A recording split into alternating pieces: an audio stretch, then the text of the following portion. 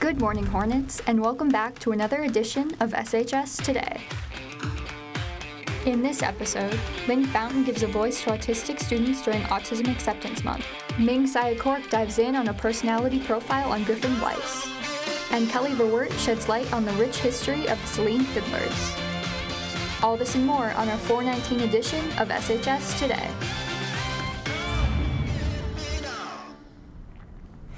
Hey there, Saline. Welcome to the April 19th edition of SHS Today. I'm Adam Pilon. And I'm Josiah Hayter.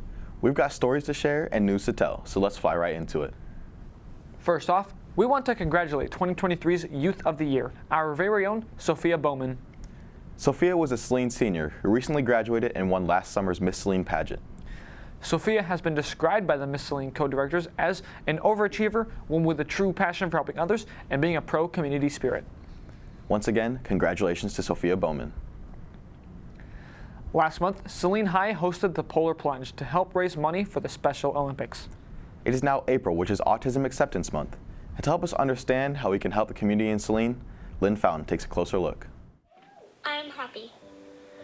April is Autism Acceptance Month, with a focus on inclusion and advocacy. Miss Kimberly Munn and Miss Trish Fair have been working with autistic students for the past 25 years. Autism is a spectrum disability, so you can have an individual with autism who is nonverbal, who communicates using an augmentative or alternative communication device. The other side of the spectrum is individuals with autism can have a full conversation with you, but they could be working on various other social skills and communication skills. Aside from communication, it can manifest in withdrawn behaviors and emotions, but varies from person to person. However it looks, it's a part of that person's identity, and it doesn't need to be cured. Often been said that the disability isn't what impedes people, it's society's view on disability that impedes people. After reaching out to several autistic students, I received information from one who wishes to remain anonymous. Here's what they had to say about their experience. When people don't know I'm autistic, I'm often seen as annoying or obnoxious. And when people know, I get babied. Many unconsciously think that traits that are inherently autistic are annoying or rude. People don't realize that autistic people are just as capable of doing things as anyone else with the right tools. However, everyone's experience is different. It's important to be open-minded and understanding when it comes to autism. I've described my personal experience, but no two experiences are the exact same. Being aware of autism is one thing, but acceptance is another. It takes more work and dedication to listen to, connect with, and include people different than you.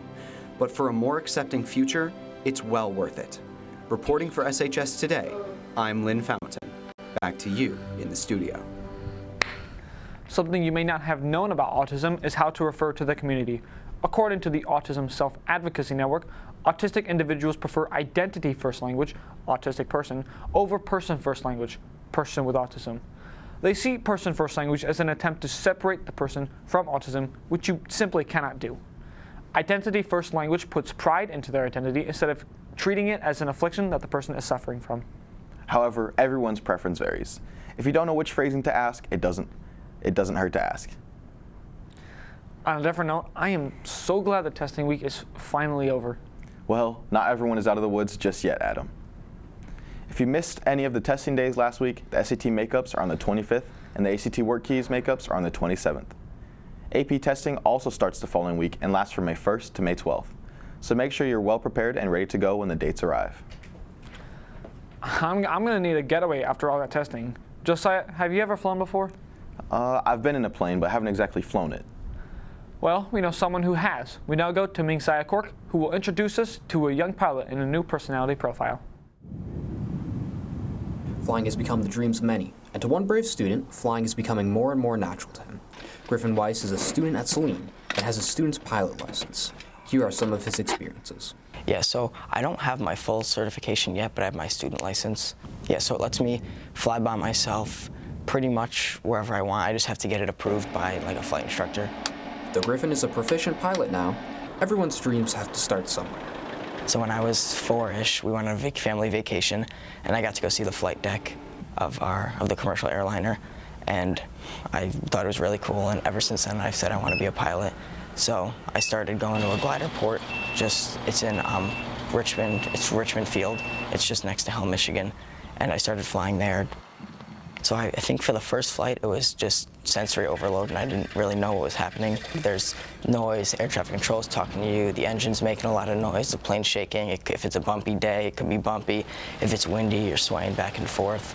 But then as I've gone on, it just feels natural, and it's really, really cool, especially at like sunset or sunrise when it's super smooth. You just get to enjoy everything. It's not bumpy, and it just feels amazing. There's nothing else I could see myself doing. I just really love it. Going into the future, Griffin plans on being a commercial airline pilot, and here's how he'll do it. What my plan is, I'll go to college, and they have a flying program in Florida that'll get me all my licenses, and it takes 5 months. So I'll do the program, and then I'll go to college, and over the summers I'll make money flight instructing, and we have to get to 1,500 hours before you can be a commercial pilot, and then right at my 1,500 hours, they need pilots now, so the second you hit 1,500, you're off to the airlines. Saline students have a wide variety of dreams, and Griffin has proven that the sky isn't the limit. I'm Josiah Hayter, back to you in the studio. Griffin Weiss has been flying since he was 15. Since he's earned his student's license, I'd be very happy to know that my flight is safe in his hands. The Saline High School Orchestra has an upcoming collaboration concert tomorrow at 7 p.m. at the Alan A. Ewing Performing Arts Center. The orchestra is collaborating with Westbound Situation, a musical ensemble that blends classical chamber music, bluegrass, and jazz to a new unique music style called chambergrass. Tickets go for, wait, how much do tickets cost? Actually, Adam, the show is completely free to attend. Consider taking some time to support our Saline Orchestra students and enjoy some fascinating forms of music. Fun fact about me, I actually used to play cello for the Dexter Orchestra. Then this next story should speak to you. Kelly Verwert takes a deeper dive into the Saline Orchestra and talks to the Fiddlers Philharmonics.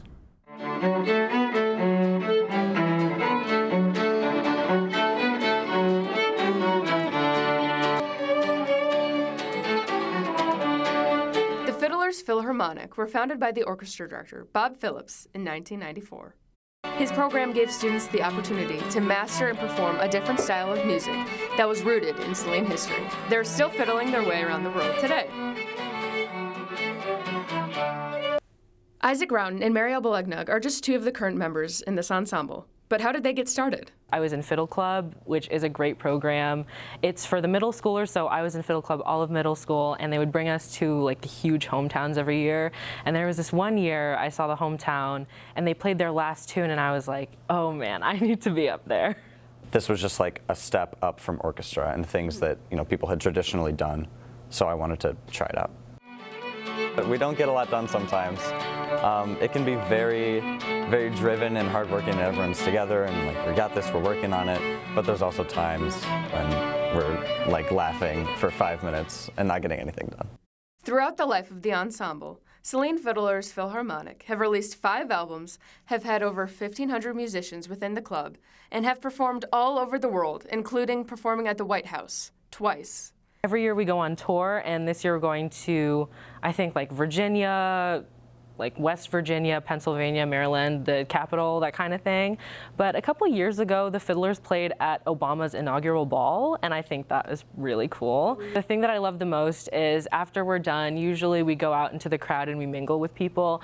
And my favorite thing is when people come up to me and they tell me, this meant so much to me. My daughter was in the Fiddlers, my daughter played violin, or I love music like this, and you just blew my mind. And I love to hear how the music that we play really impacts people, and that's my favorite part. The group performs over 50 times a year, and they just celebrated with their uplifting, inspiring hometown show. They're getting ready for their tour this summer. Reporting for SHS Today, I'm Kelly Verwert. Back to you in the studio. Our fiddling friends are currently preparing for auditions. Students looking to join will have the opportunity to show off their skills on Sunday, April 30th from 2:30 to 3:30 at the 109 Cultural Exchange. You can find the audition sign-up form on their website at salinefiddlers.com. Who knows, maybe you can join them for their next trip to the White House. Well, that was all we have in store for you this week. I hope you enjoyed the show. I'm Josiah Hayter. And I'm Adam Pilon. Be sure to follow us at Saline Video on Instagram and YouTube for show updates and behind-the-scenes content. And tune in next week for a look at the spring drama show, the Saline water situation, and some tips on joining the BYOD network. Have a great week, Hornets.